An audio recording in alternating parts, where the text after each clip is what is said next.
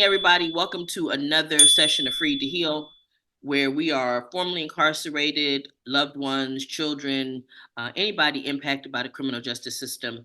And we come together every week for us to try to heal the wounds of mass incarceration. It has had an impact on all of us individually, as well as families and communities.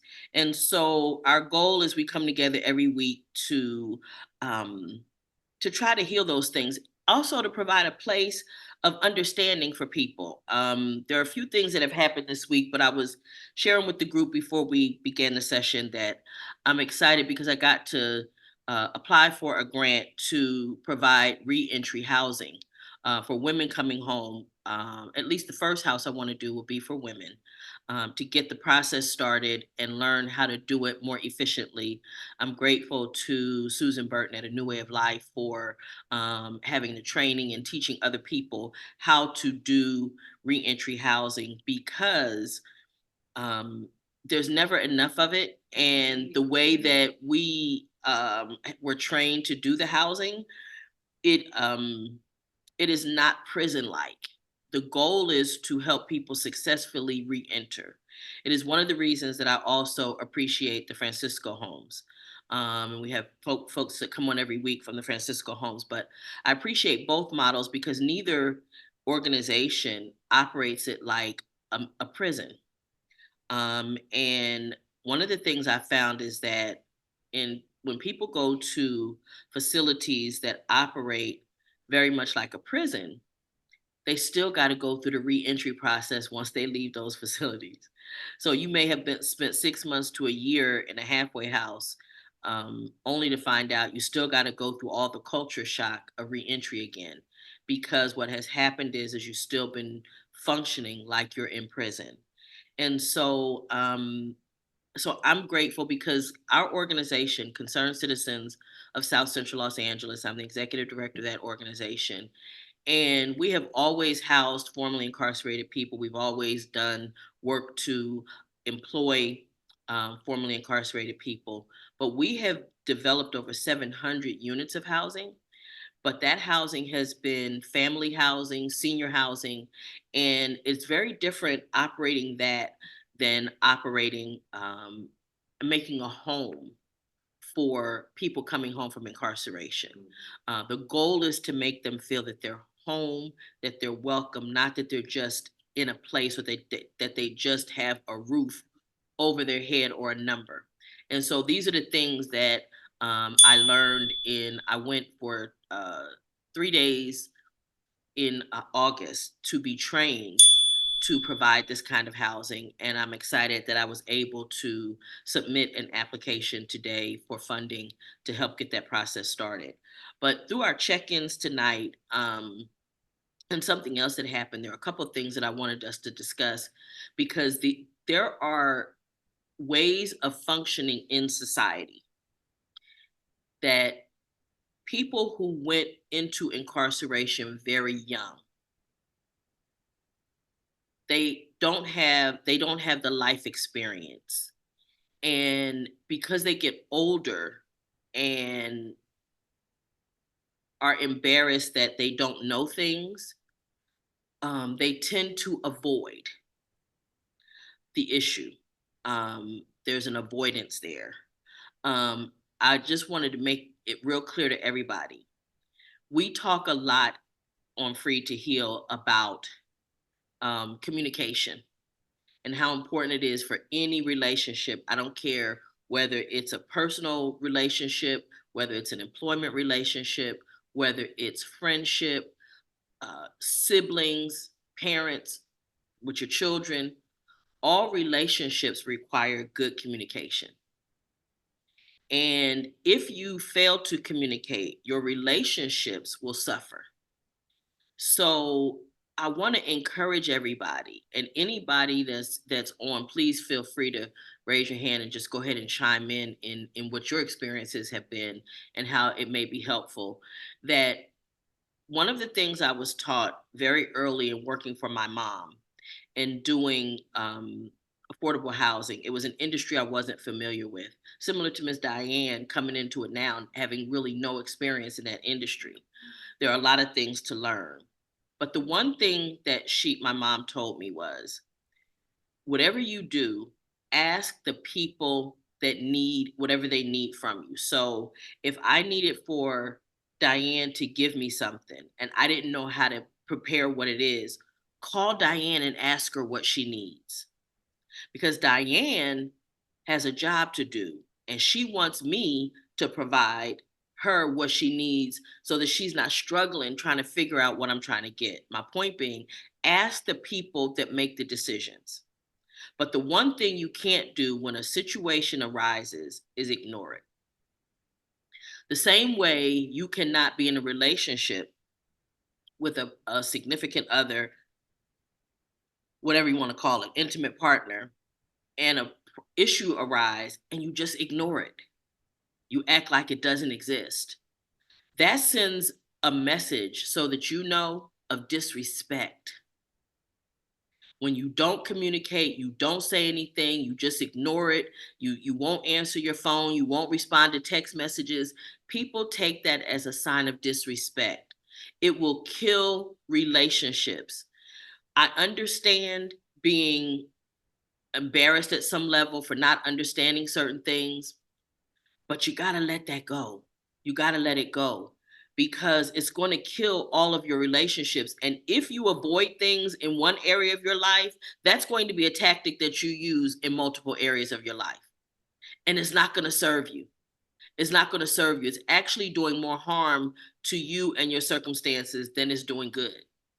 So I want to just encourage people, um, don't avoid situations.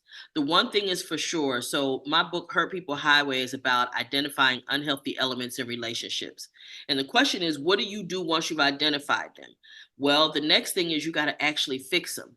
You got to be different. You got to move different. We've been talking about that on and off for a couple of weeks.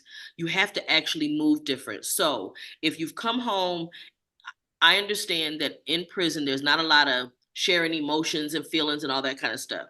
But, and sometimes in prison, it's best just to keep your mouth shut. Okay.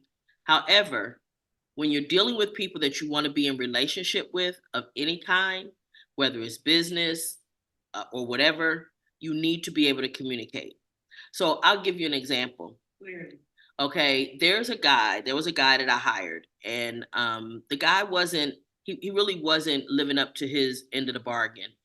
And so when I terminated him, he starts to tell me how he had been having some health issues and he was going to the doctor for that. Well, if he had just been honest about that, if that was really the truth, it would have made a difference. But he claimed, now I'm just tell y'all straight up, I don't believe him for 1 second. I don't believe that was the issue, not at all. I'm just telling you. Because he was too busy trying to do other things. He was interested in doing what he wanted to do versus what I was paying him to do. Okay. He had a bunch of stuff going on that had nothing to do with our work. And so what happened is that, but then to use that as an excuse that I was having doctor's appointments and that kind of thing, as an employer, all he had to do was tell me that he had these doctor's appointments and we could have made arrangements. Even your employer is willing to work with you if they understand that there's an issue.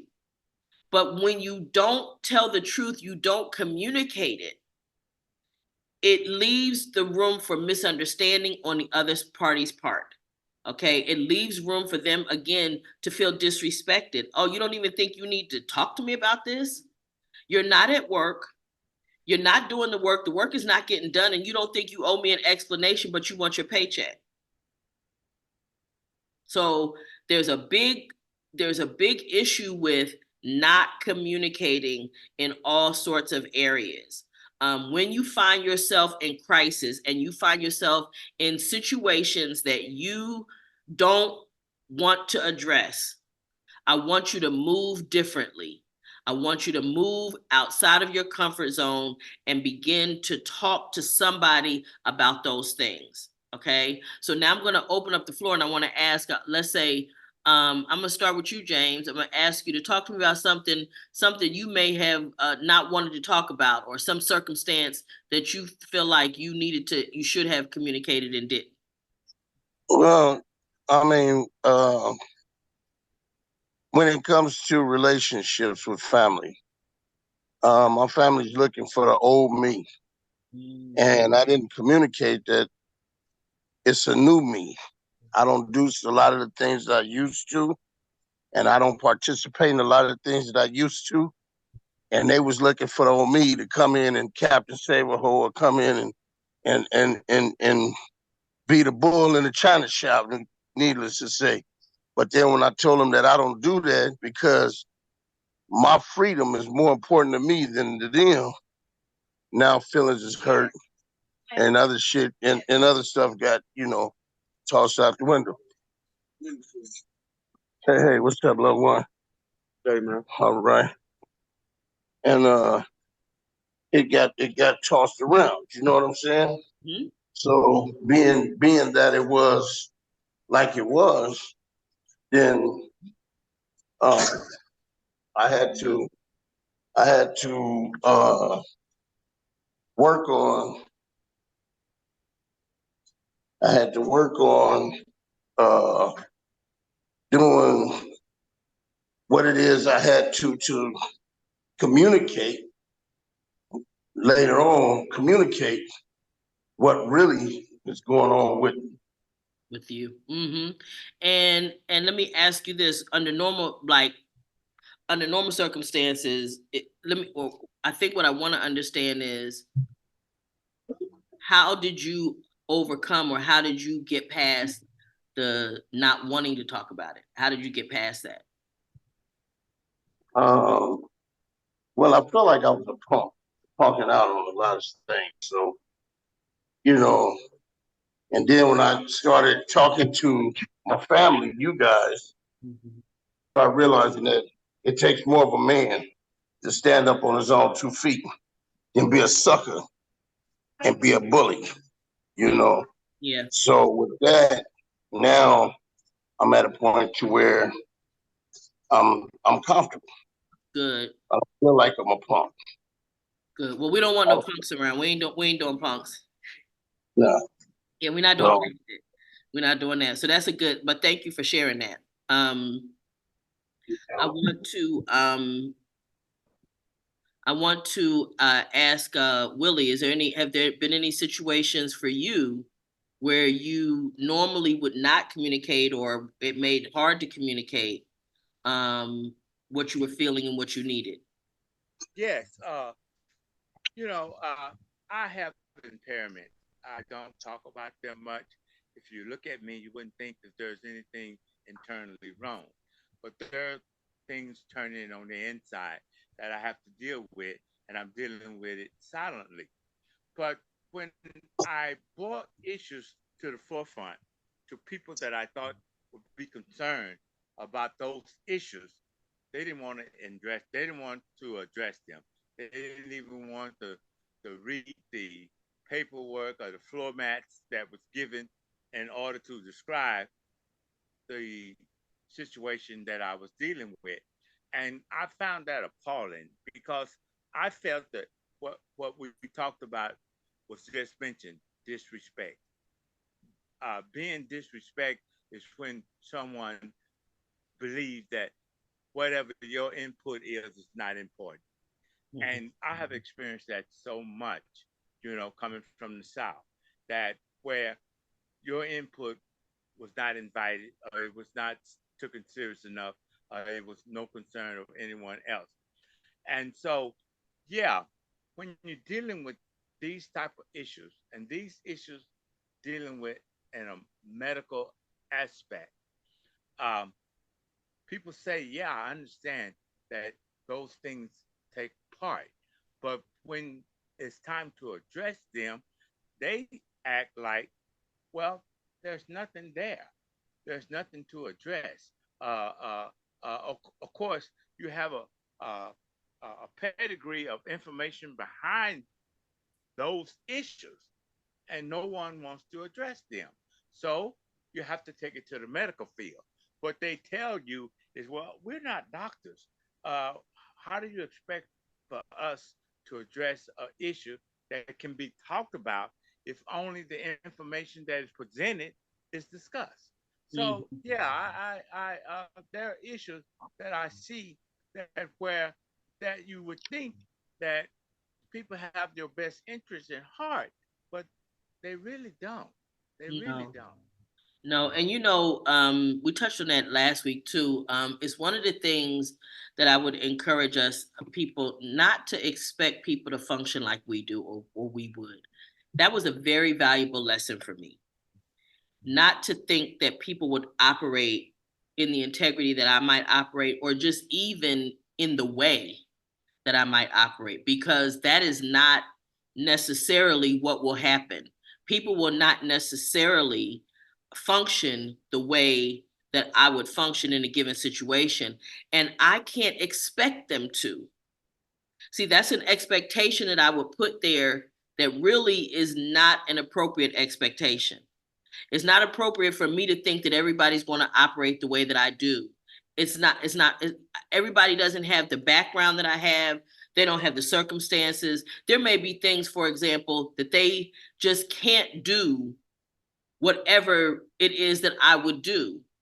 I'll use an example. So I may want to help somebody and give somebody on the corner some money, but I can't do that. This person can't do it because they don't have a job and they don't have no money to give. That's just a simple example of what I'm trying to say. You don't know a person's background. And particularly for people who have been incarcerated, when you were incarcerated, you had no idea what it was costing or what it took for people to function in in their everyday life. And while you may have thought that they didn't have any interest in you, you may have thought that they didn't care about you. The reality was that they didn't have the resources, or they didn't have the time. And time is the biggest resource to be able to provide all of the attention that you may have wanted. So, and the things you need, and what you need so at that point you have to again understand there may be reasons that people cannot be to you what you would be to them. Okay, do not expect everybody to function the way that you function. But when it comes to things that you don't know and things that you again think somebody should be doing, don't expect people to be as you would. And then another thing that came up in check-in was the idea of self-imposed standards and things that make us anxious when there's no need to be anxious. So when Diane checked in, she talked about working in a field that she's never worked in before.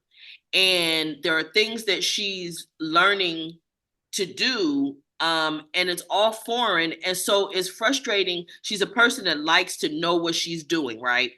Well, because she doesn't, and I will say this, in my functioning as her employer at this point, my structure is not as simple as you would think. It's not simple at all. Not everybody can work in the structure and in the environment that I have. Okay, you got to be self-motivated. There's a lot of different things, but because of that, um, trying to get her trained on things is not the easiest. But because she likes to know what she's doing, and she's also a visual learner, so it's been frustrating for her at times to when I'm saying, and I can hear it in her voice. Her voice changes, and I say to her, just calm down. Just calm down. So she has a standard that she set for herself, not that I set for her. But that standard she sets for herself has caused her to have anxiety and be anxious. And it's like, no, just calm down. Don't set the standards for yourself so high that you can't reach them. Okay, don't set standards and don't put pressure on yourself for things that you shouldn't have to. So for example, I want to use Mr. Terry, we're so proud of you for being able to get your license and get your car and all of those things. And I'm sure that you had Mr. Terry expectations for yourself. on trying to get those things done. When you came home, I'm sure you wanted your license and all of those things. You wanted that worked out. Well, I'm sure it didn't all go according to your time frame. Would that be accurate?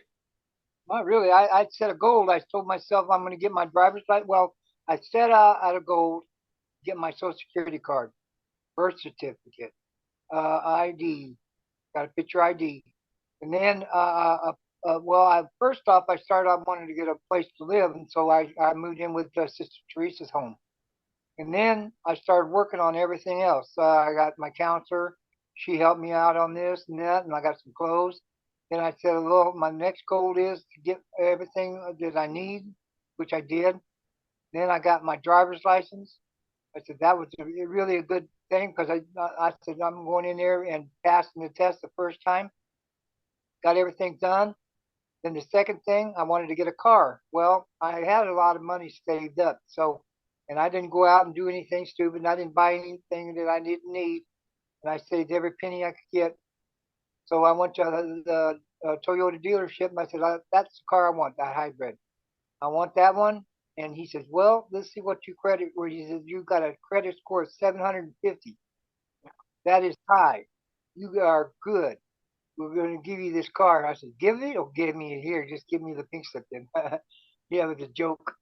But anyway, he wrote up everything, got everything, got my payments down to $330, no, $310 a month, and he got me the insurance. He installed an alarm on the car for free. He did everything he could to get my payments stay the same.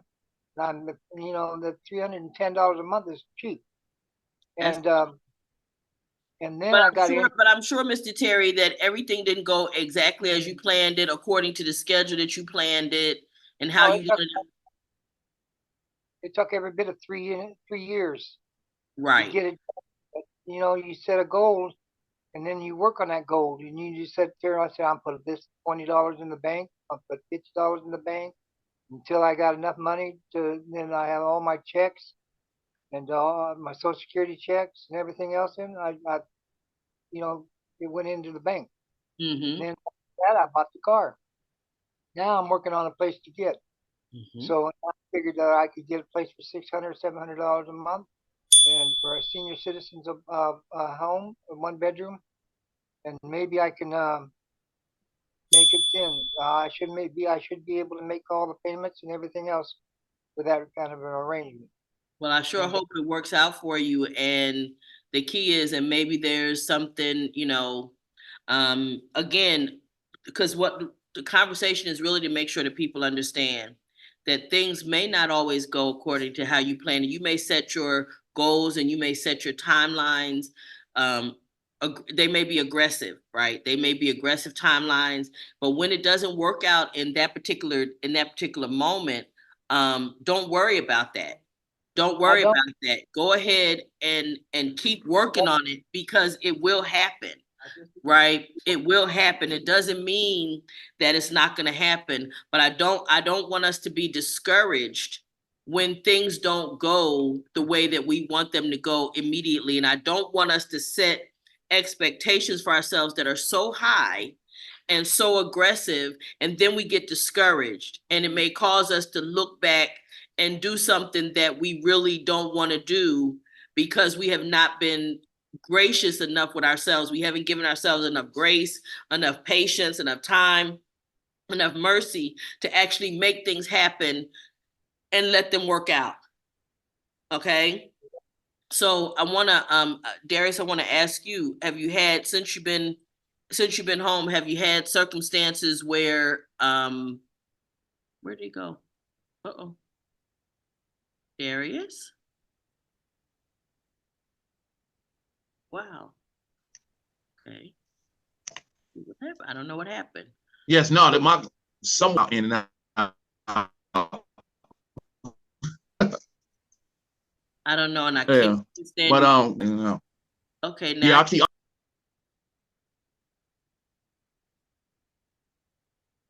What I'm gonna do, Darius, I'm gonna go ahead. April, I'm gonna ask you the same question, sweetie.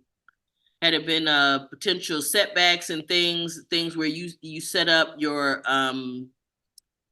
you're gonna have to unmute, where you had expectations for yourself? Yeah, Wait, Darius, I'm gonna come back to you.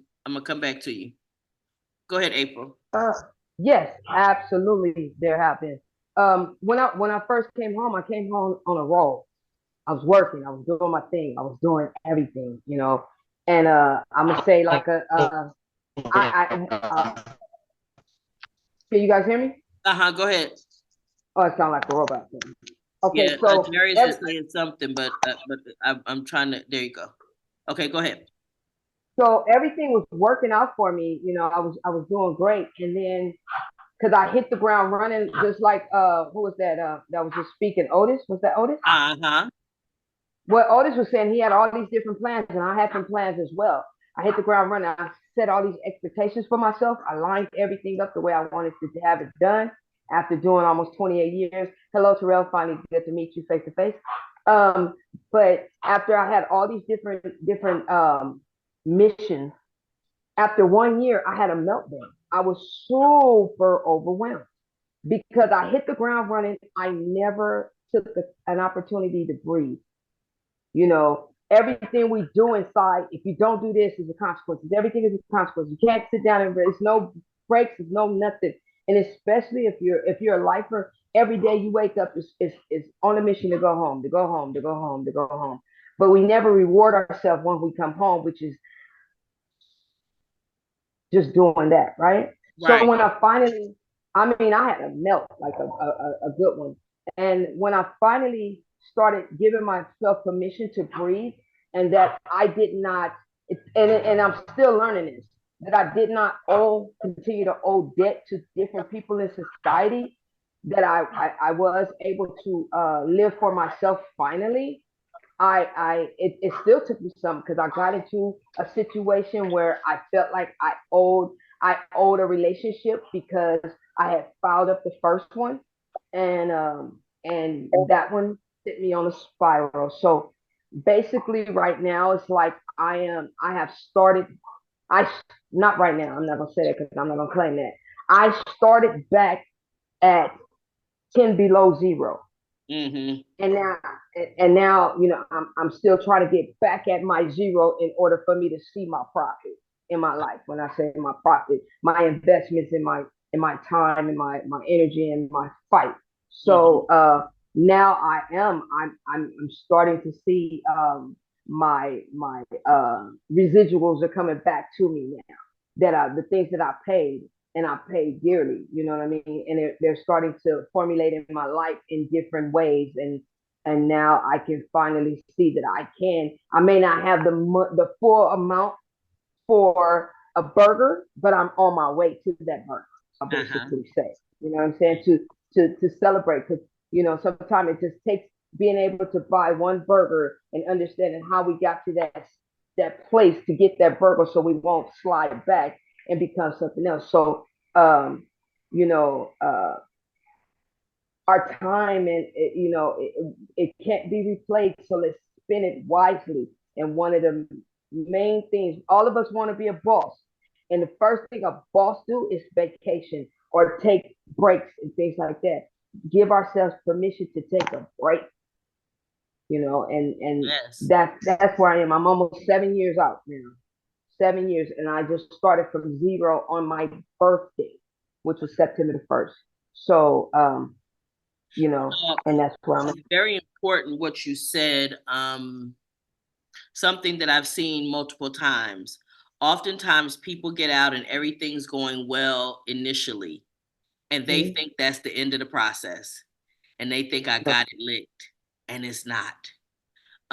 There is going to be some form of residual from being incarcerated that's going to show up. Something's going to show up. It doesn't have to be catastrophic. It doesn't have to be so bad that none of that. It's not that. Like you said, you had a really bad meltdown. Well, part of it, I'm sure, was because everything had been going so well so soon, that there wasn't that, like, all those initial hurdles to jump over. And then you realize, wait a minute, I got to overcome all of the things that prison did to me. Those things were real. You know, you and I have had this conversation privately, and I don't think there's a concern about me sharing it in general. No, not at all. Not The at all. concept of getting past as a lifer, getting past the board wanting you and requiring you to basically say, you know, in the words you use, right? You tell it, right, that you're not shit, right? And so in order to get past them to get out, you got to take that on, and then it's not as easy to take it off. Right. If I make a failure, and Noreen will tell you, if I do something that is a minor slip up to some people, to me, I beat myself up about it, because I am someone who had to go in front of people 9 times and tell them that I ain't shit and only they can make me better. So to come home with this psychological torment and trauma and this heavy thing that's wrapped around my neck, it is hard for me to not be as close to perfect. Or if I make a mistake, and she'll tell you, if I make a mistake, I might bust out in tears and beat myself up, because it's like, you should know better, because the calendar turned. The calendar says I'm 59, but my mind says, what does that look like? How do I act as such when I've been doing almost more than half of my life in prison? What does that look like? You feel what I'm saying? So it's a learning process, and I'm still learning, and I'm thankful that I have people that are around me that are putting bricks in my mansion. You know what I mean? I'm still building myself up. And if somebody want to throw you some straw, tell them thank you, but I don't need that. I'm bigger and better than that. I need some bricks, you know? So that's where I am now. I'm rebuilding my mansion, basically. I love it. And I thank you for sharing that. Mr. Tillman, I see you got your hand up.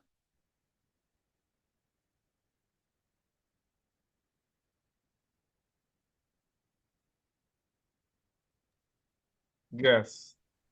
I just wanted to expound on what April said. First of all, excuse my tardiness. I have to go to work, come from work, give me some groceries. House, I ain't got no food. So I needed some groceries too. You know what I needed? Can I give you a list, or is it too late? Because I'm just saying, I could have used. It's too late. I got what I needed, not what I wanted. I got what I need. They said it's about to rain, so I had to go get some stew food, some stuff to cook. You know what I'm saying? Because I can't be locked in with no food.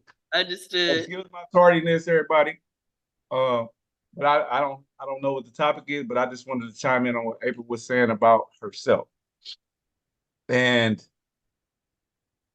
this is the whole thing that I just heard from what you just said. You just did the whole AAA system. You just stopped where you was at and started, assessed everything and making adjustments, and now you addressing them. And you're in a situation to where you've been out 7 years, right?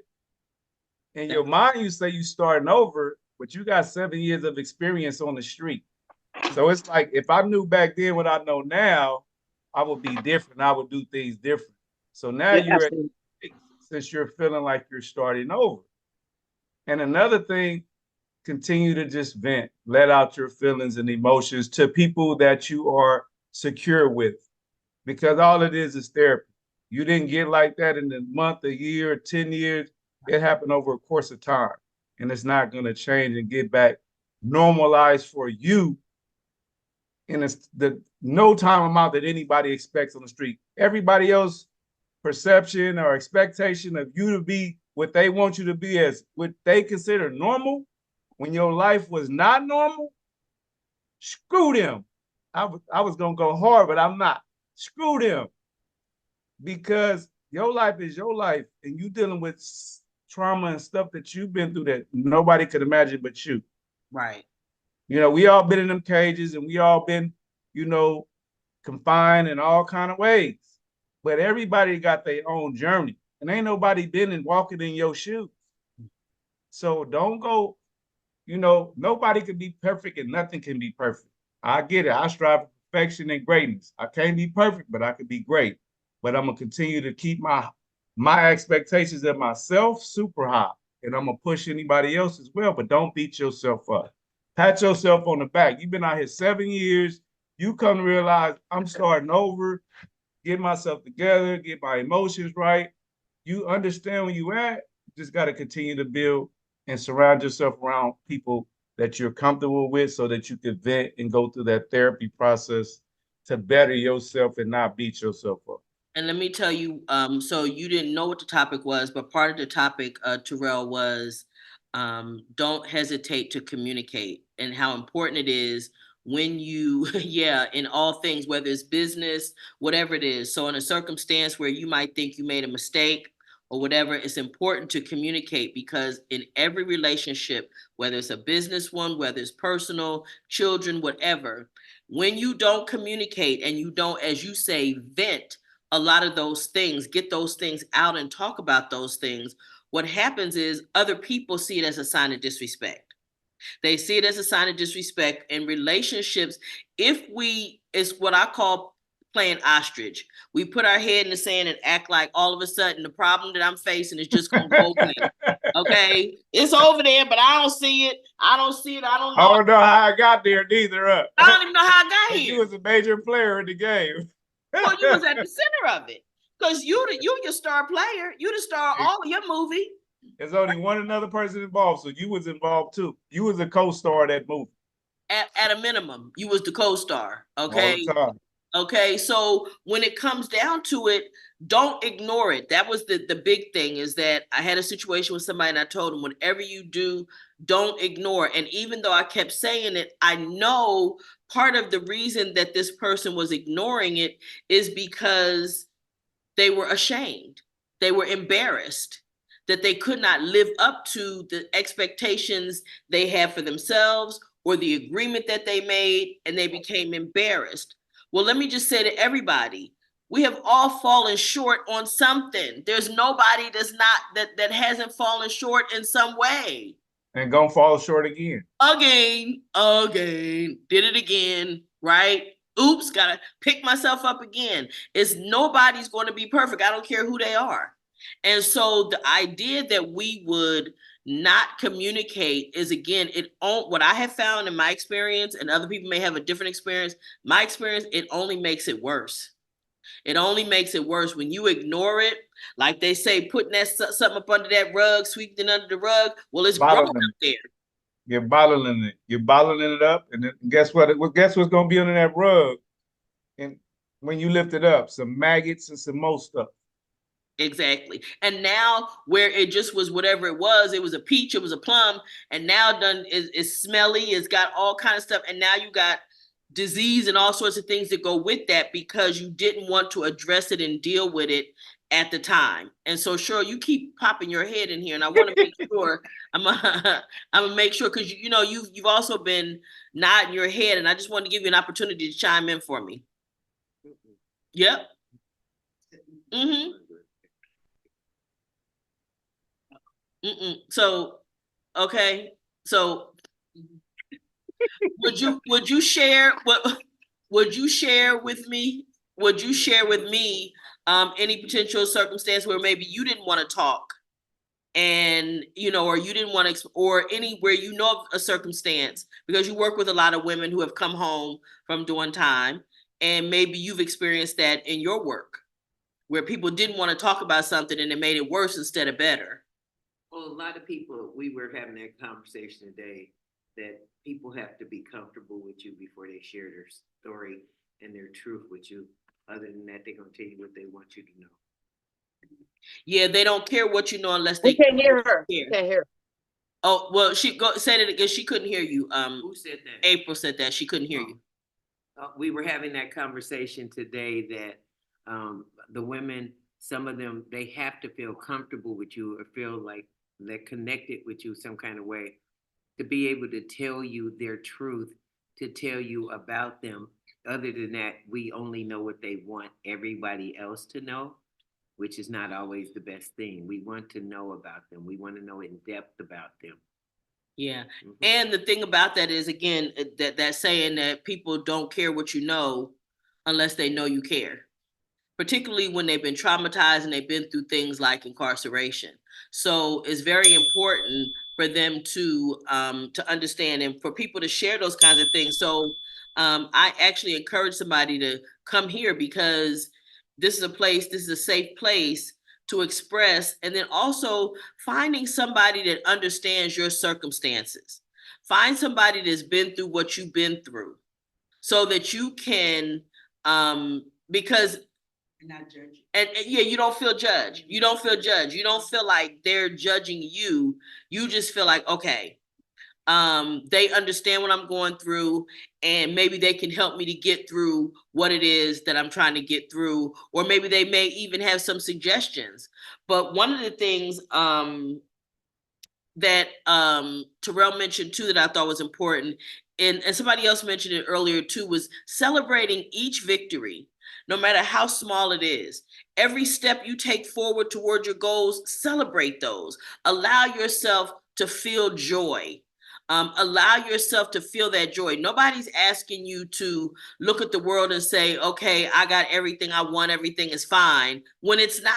Nobody's asking you to do that. What I am saying, and I would encourage you to do, is find a place of joy. Find things that you can be positive about in your life. Because when you focus on negativity, the only thing that's coming is more negative. That's all that's coming.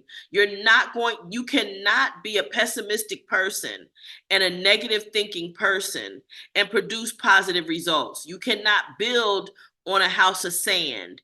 You cannot build on quicksand that's pulling you into negativity all the time. What you think about and what you focus on is what you're going to wind up seeing manifest or show up in your life every day. Okay? God damn right. Okay, wait a minute, let me, yes. Go ahead. What you want to say, Mr. Terrell? Oh, I don't want to say nothing. I just, man, Yeah. you're absolutely right. That's what it is, especially coming out of prison. I mean, we got buzz out on our back. We've been through the worst of the shit is worse. Why come out here and belittle yourself, downrate yourself? Go up, push up, push up. Yeah, level up, huh? Level up, right? And push yourself first, up. though. Level up in here first. Stop Starts mentally, yes. beating yourself up about things you can't change. Stop thinking that the world is against you. Stop thinking that somehow you're not enough. Don't do that to yourself. Give yourself the credit for every and every success, every small thing you're able to accomplish. Be proud of those things. Okay. I was blessed to teach in CRC anger management last week on Wednesday. And one of the topics that came up was, and I think it was mentioned earlier, about feeling a debt to people that may have been there for you, different circumstances. Well, while someone may have been there for you, and yes, you want to be responsive to them, you want to show them that you care, you don't owe anybody anything other than because you can't give them what you don't have. And if you don't take care of you first, there's no way you can give them what they want. But also, you're not obligated to stay in a relationship that you're not satisfied in, fulfilled in, valued in order to fulfill a debt to somebody that you think you owe a debt to. It's very, very important not to put, again, somebody else's needs and expectations on you, on yourself. Go ahead, Terrell. Terrell, go ahead. And I was going to piggyback off what you just said. Communication is the key. A lot of people in the world they don't know how to communicate. So when you got somebody that know how to communicate and want to communicate, they'll resist. And not just because they might not want to talk right now, but it's because they don't know how to communicate and do effective communication. Right. A lot of people out here in the world, they're used to toxic relationships. So they're used to toxic communication. Right. And bad communication. And then they make up with the people and all that. But once you explain something to somebody, and if they really loved you, and they done been there for you, and you communicate to them how you really feel and what it really is, if they don't respect that, get the hell away from them. Well, and let me tell you this. If you can. But if not, you just know where their mindset is at. Because if they don't respect that, you know where to carry them and how to carry them if you have to be around them. But if you don't have to be around them, run fast. But that brings up something that was also in our They discussion gonna try to last hurt week. you. They gonna try to hurt you. In our They gonna try to discussion hurt you. last week also is the fact that sometimes people stay in a circumstance, for example, because they need a roof over their head, and they stay. Okay. Get worse. That's not healthy. It's not healthy. Plus, it's also usury. Okay. Don't use them just for a roof over your head. Don't put yourself in a position where I'm only here because I need this roof over my head. That's not a good thing. It is also something else. We've talked here multiple times, and we kind of came to the conclusion that people who have done long periods of time really would do best to go to a halfway house before you just go back to your family. If you have a significant other, whatever, before you go back, because you got to get to know who you are at this point again and adjust to being in society. Well, trying to do those things, you may come out and realize, I don't really know this person that I'm in relationship with, and I really don't want to be in a relationship with them. But you're afraid to say that because you don't want to hurt their feelings and you feel you owe them a debt. Well, let me say this, you're going to do more harm to them and to you by staying, and you don't want to be there. That is not what you want to do. You want to figure out, and like you say, get out as fast as you can, but that means taking responsibility for yourself. You can't use them for what they're good for and then be mad at the outcome. But it's okay to, if someone's been down for you for years while you were incarcerated, and you come home and you realize, this is not what the relationship that I want. It's okay to say, this is not what I want. This is not what I want. April, I see your hand. I'm gonna go ahead and ask you to go ahead and unmute. Yeah, thank you. What you're saying is also true. I'm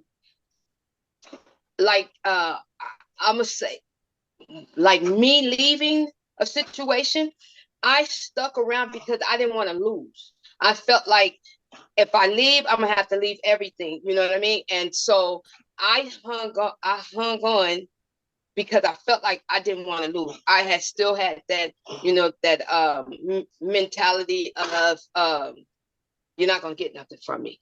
But because I paid a lot, I went into debt and this kind of stuff. But the price of peace is priceless, beyond any monetary measure, and it took me a while to get there. And then when you said something about when you stay, you hurt them and you hurt yourself. No, when you stay, they're satisfied because they're in control. They're in control. You know, they're more in control. They feel like you have a reason to hang on. Just like when I get the phone calls, I'm gonna give you your stuff. I'm gonna do this. I'm gonna do that. And it's like still being handcuffed. Okay. Let me accept these phone calls. But it's like dangling like a fish over a cat. You know what I mean? A carrot or whatever. So yeah, I believe that when you are really ready to become your whole self and start what they say, start lifing. When you're ready to start doing this thing called life on your own terms and on your own decisions, and you are being the champion of the champion of who you really are, some things you're gonna have to walk away. Yeah. And people may be, ego may be hurt or bruised or whatever the case may be, but right now it's not selfish stingy, it's a selfish thing right now. Our life is moving on. This life out here is going. And when do we stop feeling as though we owe this relationship, we owe all these different things, when we're not getting the things that we are reciprocating? Right. And you know what I'm saying? out of that. But and one of the things I will say, it will go in various directions. If the person that wants out of the relationship, because I was talking to a room full of men and they're thinking about, the women that have been there for them, and they're saying, I want to be with this person, but I feel like I owe her, but I really am not into her. When I got home, it was different than, because we've talked about this here also, is how When people are incarcerated, you don't talk to your loved one about things that are uncomfortable as much as possible, because what you're trying to do is you only have a short window of time, and what you're trying to do is you're trying to make it the best that it possibly can be. You're not trying to talk Yeah, about the right. mundane, the horrible things. So what happens is it makes your relationship kind of superficial. No matter how long they've been with you, it makes it kind of superficial. So then when you come home, now you got to meet life, and you got to meet the things. The trash got to go out. We need milk. Kids got to go to school. DWP want their money. Car note got to be paid. Car got to be washed. Somebody got to go to the grocery store. All of those things are everyday things that happen, but it's necessary. And you may find out we don't have as much in common as I thought we did. So it's very important, again, if you find yourself in that situation, the key is don't ignore it. Don't stay for debt, or you feel like you owe a debt, but have the courage. The only thing you owe a person is to tell them the truth and to be honest.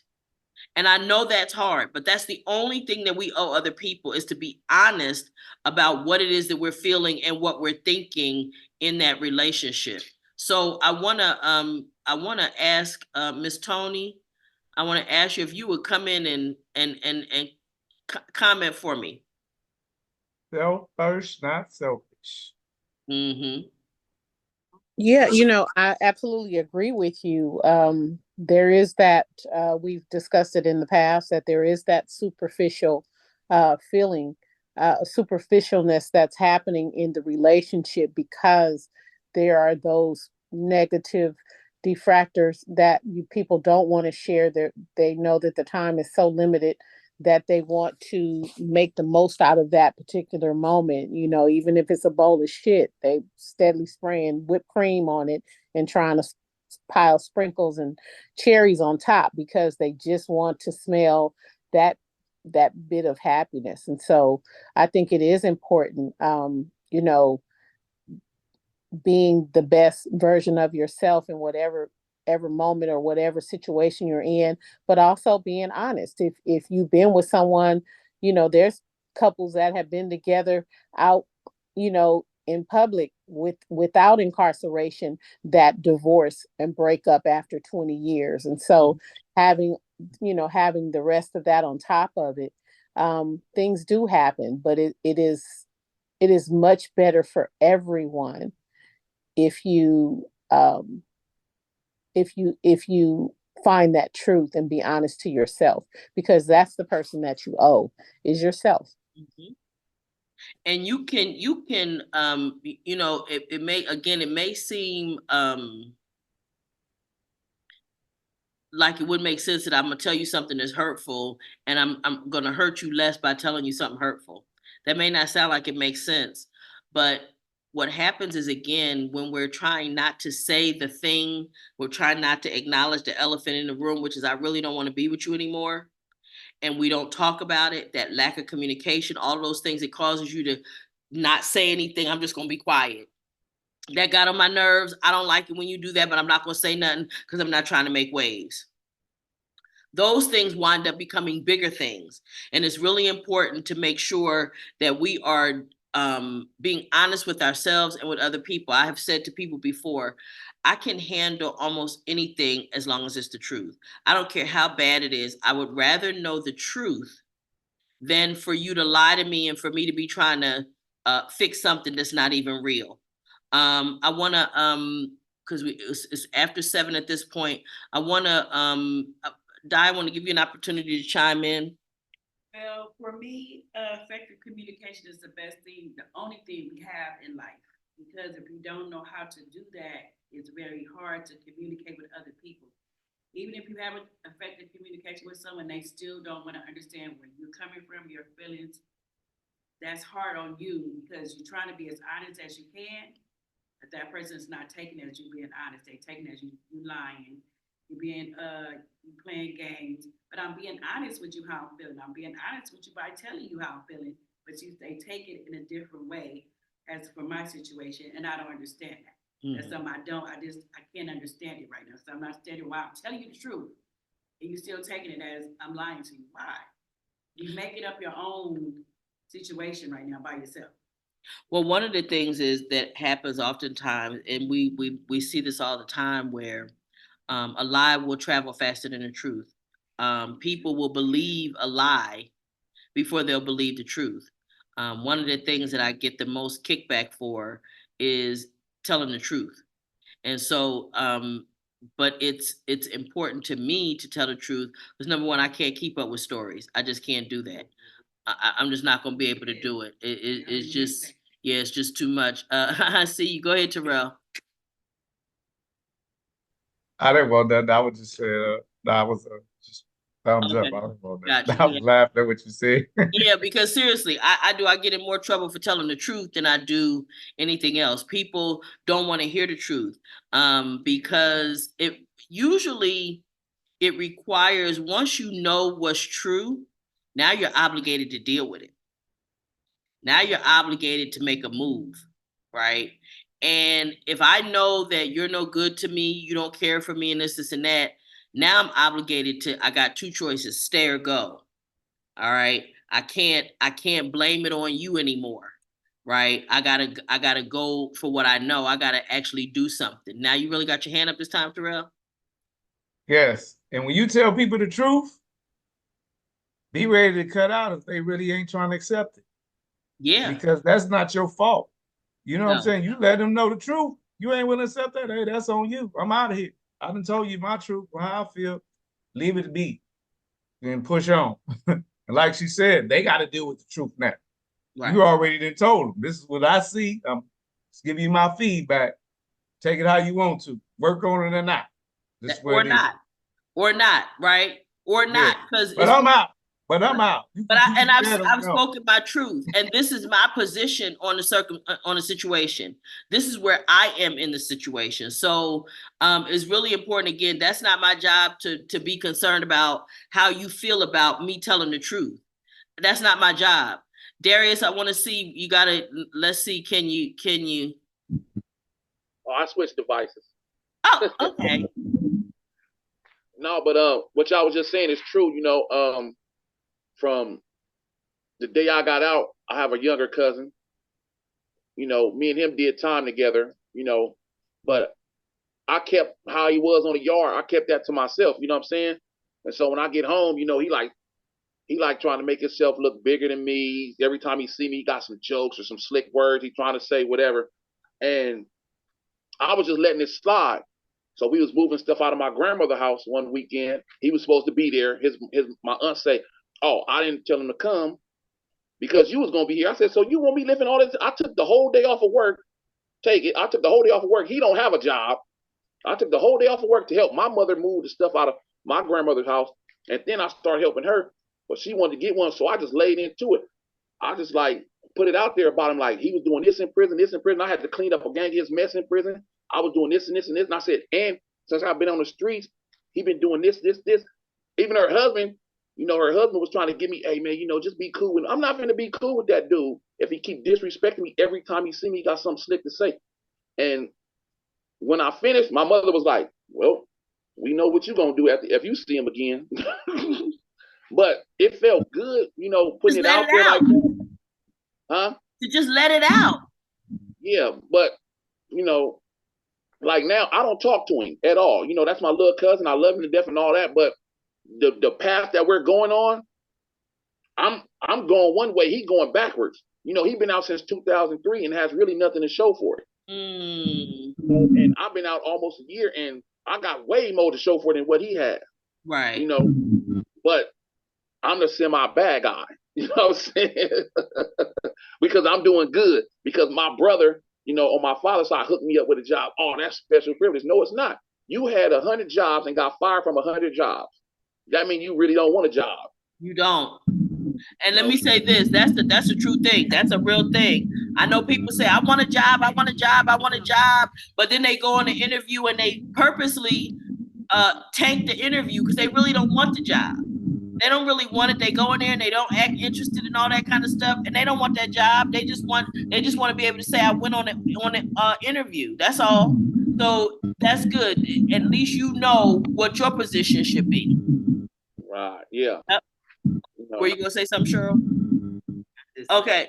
Yeah, so that's a good thing. Let me see, Mr. Terry, any comments from you? Final comments from you, sweetie, on the topic? You want to? Let me go ahead and unmute. Go ahead and unmute, sweetie. Uh-oh, I think he disconnected himself. Mr. Steffens? Yeah, I was so glad that we had a chance to do this subject. You know, I go back and think about the day when I Can talked you come a about, little closer to your microphone, sweetie? I come back to think about last week when I was talking about being under the umbrella, you know, and there are things that are done that where we talked about the superficialness of people when they tell you something. I realized that when people pee on you and tell you it's rain, you shouldn't know the difference. I do know the difference. Yes, Pee rain is refreshing. that's right. That's right. Yeah, you definitely need to know the difference, whether they do or not, right? You definitely need to know the difference. That's a fact. I appreciate that. I appreciate that. Um, Let me see, who else did I miss? And who is this on the galaxy? I don't know who that is. Talk to me. Chester. Esther, I see you now, huh? So have you How you doing? you been listening in? I've been listening. I'm just chiming in. And, I understand that about being truthful. And I think, the more you be truthful, the better you'll feel about yourself and the relationship or whatever, whether it's with a woman, a man, or whatever, friendly relationship or, relationship, it'll be better. Mm-hmm. That's what I think. And like Absolutely. you said, don't worry about that other person. Once you let the truth out about how you feel, go ahead on about your business and just be who you are. Wonderful. Thank you for Yeah. sharing that. I want to get the folks in the room. Anybody got comments? Ben, Roberta, you guys good? Well, I hope that we've said something this evening that Mr. Terry back. Mr. Terry huh? back. Mr. Terry's back. Oh, is he? Okay. Oh, he's coming back. Let's see. Otis. I know he needs to stay on for us to have a conversation when we're done, but I just want to say I hope that we said something that can help somebody along the way, and recognize that when you feel the urge to hide or not respond or ignore a situation, the only thing you could be doing is making that situation worse. It's not going to get better by ignoring it. So again, this has been another session of Free to Heal. Check us out. Look at our videos on YouTube. Make sure you watch them, comment. Anything that you want us to talk about, let us know, and we'll be happy to do that. And we'll see you guys next week, okay? See All y'all. right, bye-bye.